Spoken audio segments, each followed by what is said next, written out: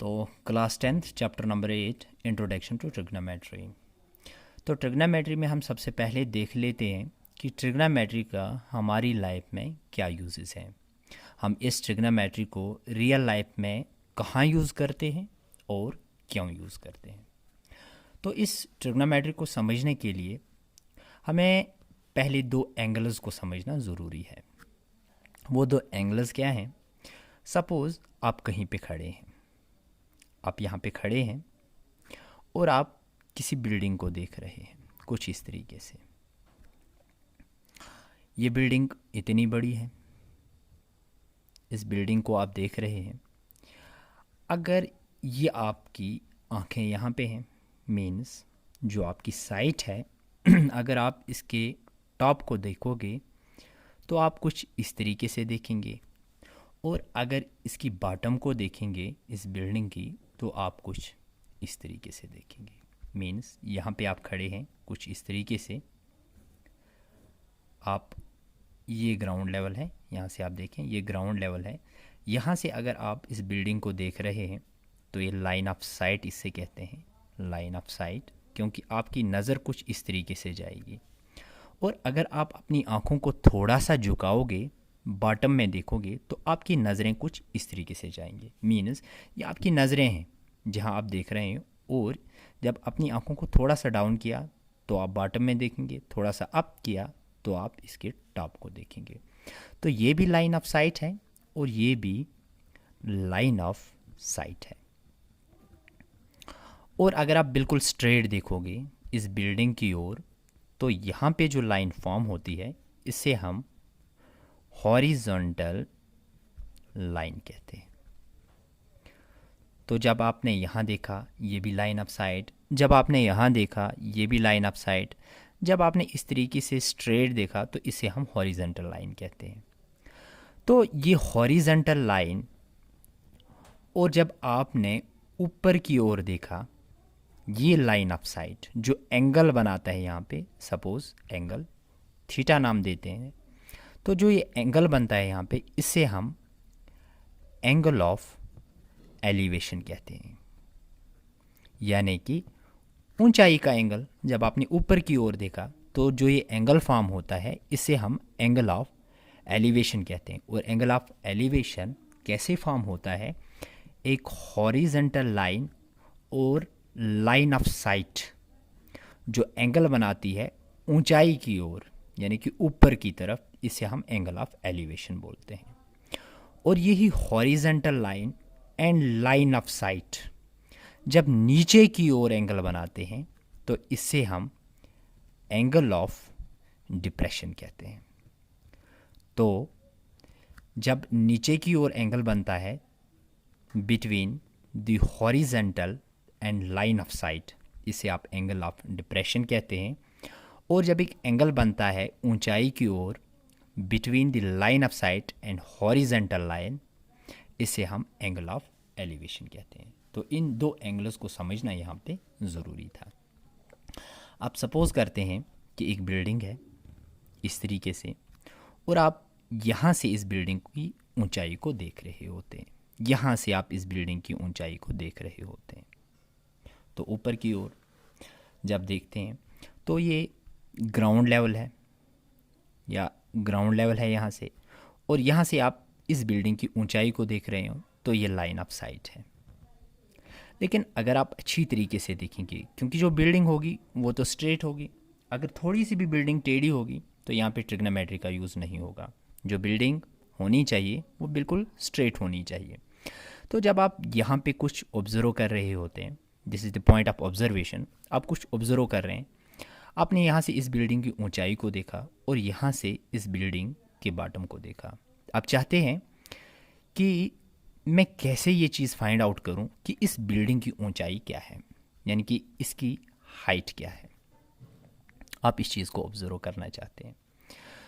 लेकिन अगर अच्छी तरीके से देखें, यहाँ पे जो फिगर यहाँ पे हमने बनाई, ये एक राइट एंगल ट्रायंगल बना यहाँ पे, और यहाँ पे जो एंगल फॉर्म होता है ये तो 90 डिग्री होता है।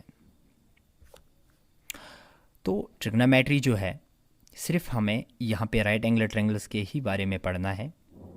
तो राइट एंगुलर ट्रायंगल्स में ही हम ट्रिग्नोमेट्री को यूज़ भी करते हैं।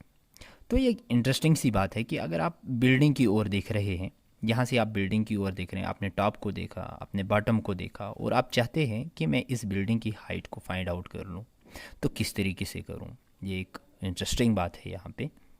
अगर आप भी ऐसा सोचते हैं तो अच्छी बात है ये। तो इस बिल्डिंग की हाइट को हम किस तरीके से फाइंड आउट करें, इसके लिए हमें कुछ चीज़ें यहाँ पे पता होनी चाहिए। तो ट्रिग्नोमेट्री का पहला यूज़ क्या है?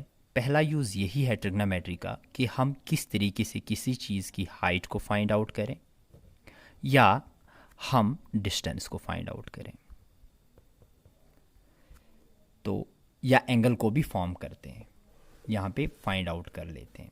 तो देखें, अगर मेरे पास एक बिल्डिंग है, कुछ इस तरीके से एक बिल्डिंग है, और आप यहाँ से इस बिल्डिंग को ऑब्ज़र्व करते हैं।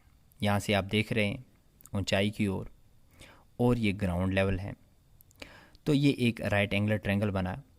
सपोज़ करते हैं ये एंगल तो हमें पता है ये 90 डिग्री का एंगल है। सपोज़ करते हैं यहाँ पे जो एंगल बनता है ये 30 डिग्री का है, यानी कि जहाँ से आप देख रहे हैं ऊंचाई का एंगल है, एंगल ऑफ एलिवेशन जो यहाँ पे बन रहा है, तो ये 30 डिग्री का एंगल बन रहा है।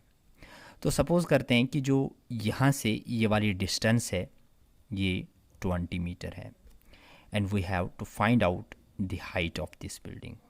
अगर हम इस बिल्डिंग की हाइट फाइंड आउट करना चाहते हैं, सपोज़ इसका नाम मैं ए देता हूँ, इसका बी देता हूँ, और इसका नाम मैं सी देता हूँ। तो इस बिल्डिंग की हाइट फाइंड आउट करने के लिए यहाँ भी हमें कुछ चीज़ें पता होनी चाहिए। वो क्या है? वो ट्रिग्नोमेट्रिक रेशोज़ हैं। तो ट्रिग्नोमेट्रिक रेशोज़ क्या होते हैं, इन चीज़ों को हम बाद में अच्छी तरीके से समझ लेते हैं, लेकिन यहाँ पे इसकी ज़रूरत है, तो थोड़ा सा समझने की कोशिश करेंगे। यहाँ पे जो ट्रिग्नोमेट्रिक रेशोज़ होते हैं वो हमारे पास 6 होते हैं। तो ट्रिग्नोमेट्रिक रेशोज़ क्या हैं? Sine theta, cos theta, tan theta, cosec theta, sec theta and cot theta. ये हमारे ट्रिग्नोमेट्रिक रेशोज़ हैं। और ये ट्रिग्नोमेट्रिक रेशोज़ किसके बराबर होते हैं? सबसे पहला ट्रिग्नोमेट्रिक रेशोज़ है साइन थीटा। साइन हमारा होता है परपेंडिकुलर अपॉन हाइपोटेन्यूज। अब ये परपेंडिकुलर आप समझें ये क्या होता है?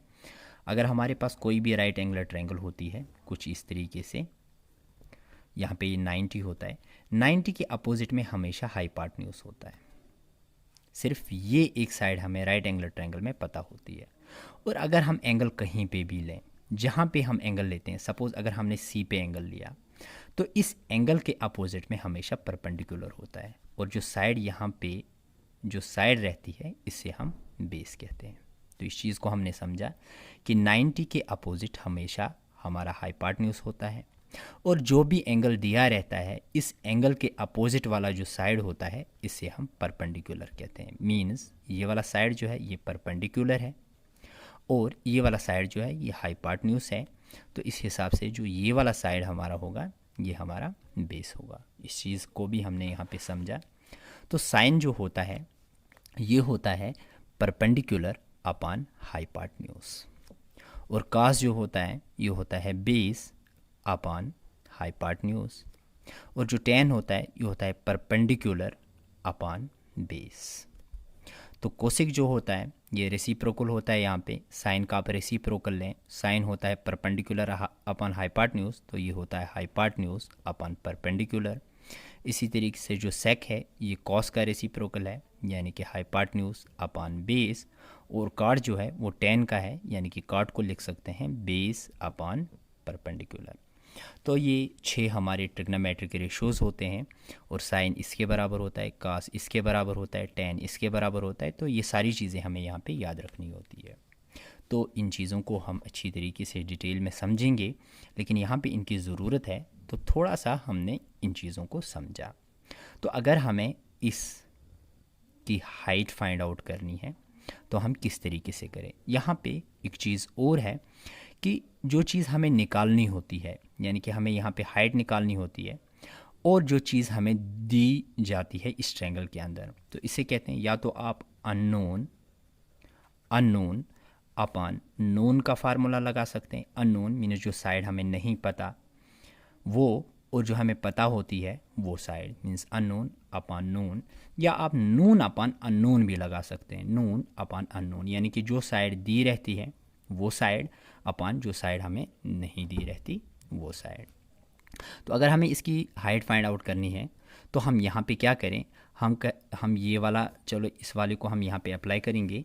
अननोन अपॉन नोन यानी कि अननोन क्या है, जो हमें नहीं पता वो है ए बी जो कि हाइट है, और नोन जो हमें, जो साइड हमें पता है वो है ए सी, तो ए बी अपॉन ए सी। लेकिन अगर अच्छी तरीके से देखें, ए बी जो है ये इस एंगल के अपोजिट है जो एंगल दिया रहता है, मीन्स ये हमारा परपेंडिकुलर है, और जो साइड हमें यहाँ से दिया हुआ है वो 90 के अपोजिट है, मीन्स वो हाइपोटेन्यूज है। तो आप देखें ये परपेंडिकुलर अपॉन हाइपोटेन्यूज बन जाता है, और परपेंडिकुलर अपॉन हाइपोटेन्यूज जो है वो ए बी अपॉन ए सी के बराबर है, और ये किसके बराबर होता है, साइन ऑफ थीटा के बराबर। और जो थीटा दिया गया है यहाँ पे यानी कि एंगल वो हमारा है 30 डिग्री। तो साइन थीटा जो होता है मीन्स साइन ऑफ 30 वो होता है परपेंडिकुलर अपॉन हाइपोटेन्यूज, ये बराबर होता है परपेंडिकुलर अपॉन हाइपोटेन्यूज, और हमारा जो परपेंडिकुलर है वो ए बी है और हाइपोटेन्यूज जो है वो ए सी है। तो आप देखें इट इम्प्लाइज दैट जो ए बी है, ए बी वो ही तो हमारी हाइट है यानी कि अननोन, जो साइड हमें नहीं पता यानी कि जो हमें निकालनी है, डिवाइडेड बाय ए सी यानी कि 20 वो साइड जो हमें पता है, is equal to sine of 30। तो यहाँ पे ट्रिग्नोमेट्रिक टेबल की भी ज़रूरत है जिसको हम बाद में समझेंगे, क्योंकि पहले ही लेक्चर में यहाँ सारी चीज़ें हमें क्लियर नहीं होंगी, तो आहिस्ता आहिस्ता आने वाले लेक्चरों में सारी चीज़ें हमें यहाँ पे क्लियर हो जाएंगी। तो साइन ऑफ 30 जो होता है ये 1/2 के बराबर होता है। जब हम ट्रिग्नोमेट्रिक टेबल पढ़ेंगे ये चीज़ हमें वहाँ पे अच्छी तरीके से समझ में आ जाएगा। तो इट इम्प्लाइज दैट, तो यहाँ पे देखें h divided by 20 is equal to 1/2, तो क्रॉस होगा 2 into H is 2h which is equal to 20 into 1 is 20, implies that h is equal to 10, तो 20/2 विच इज़ इक्वल टू 10। तो आप देखें जिस बिल्डिंग को आप देख रहे थे यहाँ से इस पॉइंट ऑफ ऑब्जर्वेशन था, ये आपकी लाइन ऑफ साइट थी और ये आपकी हॉरिजेंटल लाइन थी यानी कि ग्राउंड लेवल था। तो आप इसकी ऊंचाई को फाइंड आउट करना चाहते थे, आप इसकी हाइट को फाइंड आउट करना चाहते थे और आपने इसकी हाइट फाइंड आउट की। तो ये इसीलिए पॉसिबल हुआ, it is because of the trigonometry. जब आपने ट्रिग्नोमेट्री पढ़ी हुई थी या आप ट्रिग्नोमेट्री पढ़ेंगे तो इस तरीके के जितने भी प्रॉब्लम्स हैं उनको आप सॉल्व कर सकते हैं। तो ट्रिग्नोमेट्री हम इसलिए पढ़ते हैं ताकि हमें जब भी किसी चीज़ की, किसी बिल्डिंग की हाइट फाइंड आउट करनी हो तो हम कर सकते हैं, या कोई भी डिस्टेंस फाइंड आउट करनी हो तो हम उस डिस्टेंस को भी फाइंड आउट कर सकते हैं। तो ये थोड़ा सा था ट्रिग्नोमेट्री के बारे में कि रियल लाइफ में ट्रिग्नोमेट्री हम कहाँ पे यूज़ करते हैं। तो आने वाले लेक्चरों में इस ट्रिग्नोमेट्री को हम अच्छी तरीके से समझेंगे और यहाँ पे देखेंगे कि रेशोज़ जो हैं, जो रिलेशनशिप बिटवीन है इन एंगल्स और साइड्स की वो क्या है, ये ट्रिग्नोमेट्रिक रेशोज़ क्या हैं, ट्रिग्नोमेट्रिक टेबल क्या है। तो सारी चीज़ों को हम आहिस्ता आहिस्ता से अच्छी तरीके से समझ लेंगे।